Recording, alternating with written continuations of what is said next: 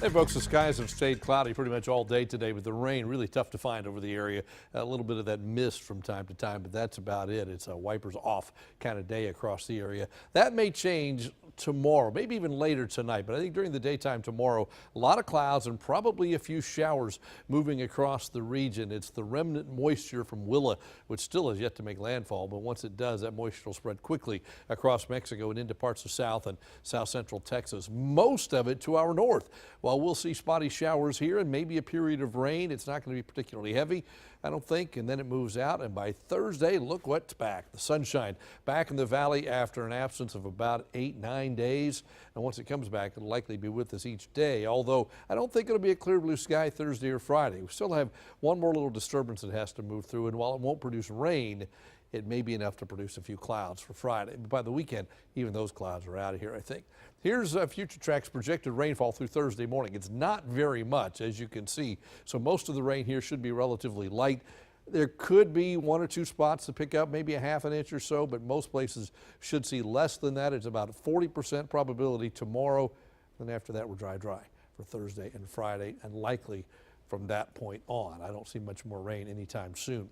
Look at the current temperatures, low 60s. Today certainly cooler than yesterday. We still have that northerly wind. The low that was just offshore has moved to the north and pushed some slightly cooler air back into the region. Dew point's down at 56, the pressure at 30.06. Overnight tonight, about 60 or so not much cooler than last night. That 30% happens around dawn and moves in from west to east. And then tomorrow, we may touch 70 again across the area, so a more mild day, but a few showers around. Normal high for this time of year is 86. We haven't seen that since last Monday, and we won't see it the next 3 days. In fact, we're right now at day 8 of sub 80-degree temperatures.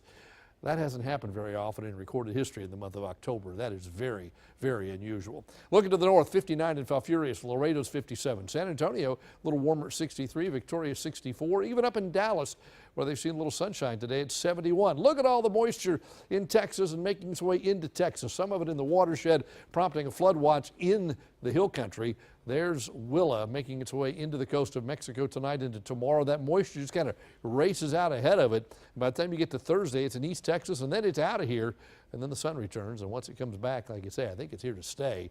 While there'll be a few clouds into Friday, I think by Saturday, those clouds are out of here. Looks pretty good. There's a close-up of Willa, the eye right there, making its way in just south of Mazatlan.